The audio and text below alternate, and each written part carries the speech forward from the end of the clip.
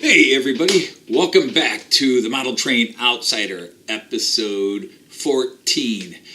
I'm Anthony Dodge, and I'm an elated and disgusted 2015 version of you. Elated and disgusted? Yeah. Elated at all the progress, you're really getting there, but disgusted at this mess in my bar area. Hey, I had to put all that stuff somewhere. It's cluttered in the work area here. But on my bar, it's my bar. And yeah, it was the only place left to put it. I don't want to put it away or throw it away yet. We'll spend some time cleaning up and putting it away instead of sitting on your butt making videos. Hey, I've been working on the layout. Finally. And on my design too, I might add. No. You may not add. It's my design that I've been working on and reworking, redesigning, throwing away, and starting all over for the last several months. But it's based on my idea. Whatever. And when I haven't been working down here, I've been outside shoveling snow. We got 8 inches today. Something you didn't have to worry about because the winter of 2015 didn't see a lot of snow, so you didn't have to do much of it. Fine. So get on with the show so you can get back to work and finish bringing this vision of mine to life. It will be as alive as you. Cool. Hey, wait a minute. What'd you... Anyhow, on the show today, I've got just a few videos, quick videos, segments of some of the progress we've made through the week working on this layout. I say we because my wife has helped me and my son helped me a bit. But we have officially got 2 loops out of 5 in. It's not powered up yet, so we'll have to do some test runs, which I'm hoping to do tomorrow.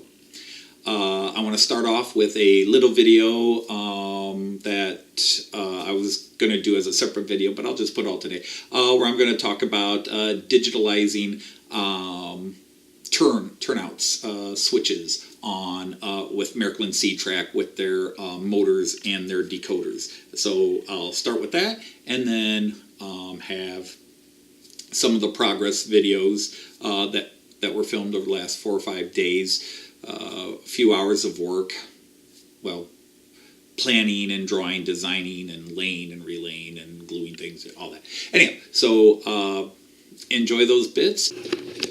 Okay, well, I have been laying some track and securing it down, but what I want to do is take hopefully just a couple of minutes and explain my turnouts, my switches.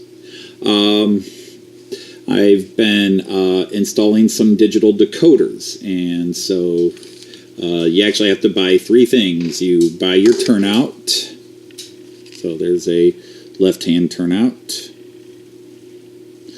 and then you need to buy the decoder, which is actually the most expensive piece. I can get these for about $25, $27. That's adjusted from euros. If you go online or try to buy them from most online shops, you spend $30 to $35. So they are expensive, and you only do this if you really want to do it. And then you buy, and then you buy the motor itself. All right, so when you open the 2 boxes up, here's a motor. The Märklin motor comes with this little wire attached. That's if you're going to run it analog. And what you want to do if you're going to add the chip is you wiggle this wire out of the pocket it's held in, like that. And then in the decoder package, you get a decoder. You get your power wiring system. And then you get this wire if you're going to run the decoder into a different powering system. But I don't know anybody who uses these. But then again, I don't know anybody who does advanced systems. So I get rid of that. So what you want to do is the decoder, and you take the decoder, make sure you set it up correctly. It's got the tabs that show you. Let me move that in. You can see it's got the tabs, so it's idiot-proof mostly. And you just pop it in there. There we go. Sorry about that. Pop it in. All right. And then to the decoder, you take the powering tabs. And you just, again, got to make sure there's no guides there. You just got to make sure the pins line up with the male and female pins. Okay, so just took a second, make sure I lined it up correctly. Doing it with a camera screen in your way, a little harder. All right, and once you've done that, rather than show you how it goes, you take your turnout and to make sure the label is up. Yeah, again, as I mentioned, you hook it on the tab, you find the tab, you hook it in there, and then what you're going to do is just line up the screw holes. So if I can get that to focus there, there's not a lot of light there. All right, so you'll just line these up, screw it in, and then the tab will have little, or the decoder will have little tabs. It pops on here, and when you're done, it's all wired up. Yeah, let's get this one here, since I just did this one. It's all wired up like this. And as I mentioned, you change the decoder address through these. Now, a little trick I do, of course, as I mentioned, always label it and label it until you've got it in the track and you've got it marked where it is on your layout. But one thing I do is, for example, this is a right-hand turnout. I give those all addresses over, well, the right-hand turnouts, I give addresses over 200. That way, they're not conflicting with anything else. I just have all my different things wired at a different set of addresses. So the right-hand turnouts are 200, and then 201, 202, 203, 204, whatever. And then my left-hand turnouts, left-hand turnout, are, whoops, 100s. 100, 101, 102, 103, 104. That's just a silly little thing. Nobody has to do that. I just do that to help me keep them straight when I'm programming them into my controllers, whether it was the mobile station originally or now my Central Station 3. Now, it's going to be a while until I program these in, but once I connect all the track and have it, they'll still be there. I just would have to then do the diagramming of the track into my CS3, but I can still control them as soon as I run the CS3 to it. I just have it read all the different addresses, and they'll all be ready to go. So that is a little bit about installing and addressing turnouts with Märklin C-Track. Okay, it is Thursday, January 17th. About 7 in the evening, and over the last couple of days since I filmed the weekend video, I had measured out and checked some things. So last night I went ahead and glued in the risers, and with the intent of putting a wood board over them, glued that all in. I still want to put a couple of screws through the board and lock it into the support structure underneath. And by putting this little 3/16 of an inch thick of a board here, it gives me something to screw the track down into and lock it into place, hold it firmly coming around the curves.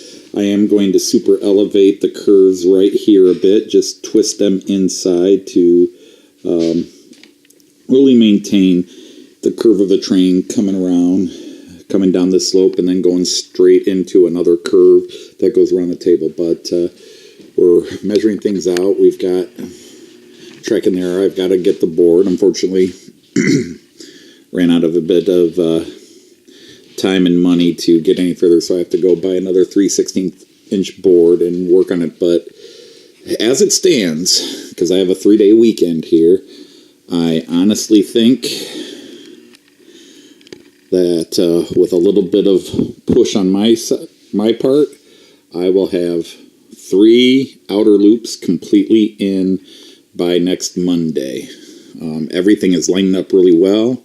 I'm very pleased with how these are coming out of how the 3 lines are coming out. And then I've got nice straight lines coming down here, nice and straight, and heading into the curves here. These are not put into place yet because I still got to kind of jerry rig something into here to maintain the arc. Just cut a little piece here. The goal is right here in the rail station, this wall here gets covered about 2/3, 3/4 of the way from the station with that soundproofing metal walls. And so it's really inexpensive stuff to buy, and I'll just put some soundproofing in here because this is going to be city. The town hall is going to be here, the market square. So the town hall will be situated in here. There'll be a scenic break here to hide the track from the town, since in reality the tracks don't go behind the city hall. So I'll have some kind of a scenic break here. The town hall, I'll probably, maybe put in a mock road, the 4-lane road that's in front of the town hall. Then I'll have the town hall, the market square, the Eisenbahnstrasse, the Bahnhofstrasse, which sort of does a 45-degree bend towards the station, and then a couple of the side roads. The bus depot goes right in front, and a couple of the businesses associated with that there. I'll have a little bit of a couple of the main buildings. It won't be 100% to scale accurate of the city because there's actually like 4 blocks, but the city church will go over here once I build that. The city hall is going to be a major build. That's going to take me a long time to build that one because it has, again, like the station, it's got to be a custom build, but it's even more detailed.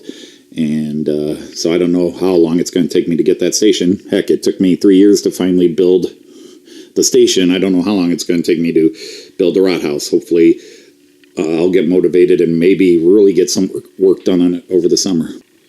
All right, so it's a Friday evening, and I have now got this all nailed in, glued in. I'm about to add the finishing bits here. What I'm going to use is some painters, door jamb shims and wall shims, and I'm going to cut those off because those are the same width as my C-track. So I'm just going to cut 3 of those off where the track runs to finish this off, because you can see there's a slight rise here. And so I'll just cut those off to finish it off, fill the rest with scenery, scenic putty, or just more gravel, ground terrain. And so my trains are now going to be able to come down. They've got a nice level before they go into this curve. Back here I just finished gluing in and using a bunch of spare scraps of 2x4 and 4x4 wood. I'm putting that in, and I have to cut a couple of boards. I'm running just out of wood. I just mismeasured a bit, which always makes me mad. So I have to, hopefully I've got just enough scrap laying around that I can finish this off and not have to buy another board, because unless I got up at 6 a.m. tomorrow to run to the home store to buy another piece of wood, we're not going there, because we are going to get bombed with snow tomorrow. We're supposed to get somewhere around 8 inches tomorrow morning. So we're going to be snowed in for part of this weekend. Fortunately, it's a 3-day weekend, and so that's going to give me lots of time to get this going. I've got to get this out and then paint the additional ramps. I probably should have just waited and painted the pieces, but I tend to do that. I tend to paint the pieces and then put them in. I got to learn to just put everything in and then paint it. But yeah, I'm about to go remove those boards and see if I can finish it off with some of the little pieces of scrap I have.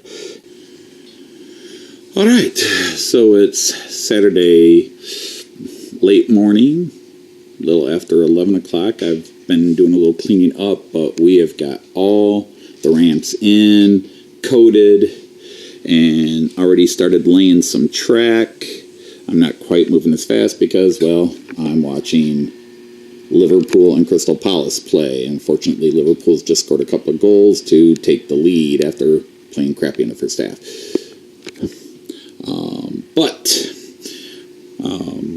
We're getting some track out, and we're going to start getting it down. It's the first time I've used these foam inclines by Woodland Scenics. They've had mixed reviews that I've seen, but for where I'm at now, I think I like them. One thing I elected to do on the ramps is, rather than do the plaster, as some people will do, I put 3/16 wood slats over them and beveled them down to slope. So you can see there's kind of, there's wood slats there. And what that does is, rather than trying to get the long finishing nails through, where in some cases, if you can see here, I've got about 2 inches here, then another half inch, quarter inch of foam, and then the wood table. It gives me something to screw the track into on top. So I can use the short screws Märklin makes for adhering track to your tabletops. So it gives me both the insulation, it takes away some of the vibration, I think I'll just be happier and trust the track not to move more. Of course, once you put in the ballast and the bedding, that holds the track in place a bit too. But I may be sloppy, but I over-engineer. When I build something, it's not going to fall apart. I'm hoping by tonight or tomorrow, I will have 2 full loops of track around, can actually break out a couple of trains and do a test run. So that's kind of where I'm at right now. Another thing I have to do is I need to get my turnouts. I got some new turnouts for Christmas. I've got to put the motors in and put the decoders in them and mark those, because those are going to be the key ones, especially over here, which is where my parking area and second station is going to be, the big station, the Hauptbahnhof. It's going to have a funky design, and this is going to be attached to a video where I kind of explain my layout and let people tell me how ugly it is, but I had to go with practicality over purism on this side, because I'm going with pure purism here. But right now what I'm doing, it's just something I always do. I'm starting to clean up and neaten up the area before I go on to the next stage. The problem is we are having a major snowstorm right now, and I'm going to be spending parts of today shoveling as well. So that's the progress, which, again, I'm very happy with. All right. Well, about a day ahead of schedule. It's Saturday night, and we've got 6 to 8 inches of snow today, so we kind of are snowed in, other than when we go out to shovel the walk. But the big news is we've got 2 full loops back on the layout. Some old partial platform just to create some space for where things are going to set up there. But we have 2 full loops completely circling around. So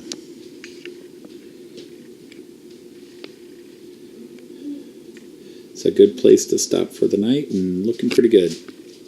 We'll see you back for episode 15. Please share, like, subscribe, and if you're interested, there is a Facebook page that also kind of tells the story of my journey into trains, less rambling, more on point than these videos. So enjoy the videos to come, and we'll see you back here next time. Bye.